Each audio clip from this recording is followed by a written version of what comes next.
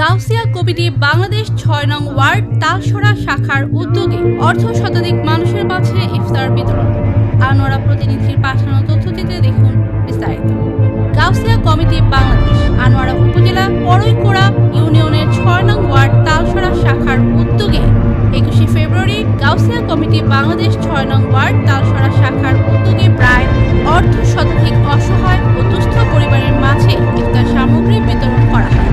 পবিত্র মাহে রমজান উপলক্ষে আয়োজিত এই কর্মসূচির মাধ্যমে সংগঠনের পক্ষ থেকে খাদ্য সামগ্রী বিতরণ করা হয় এবং সুবিধাবঞ্চিত মানুষের পাশে দাঁড়ানোর প্রত্যয় ব্যক্ত করা হয়।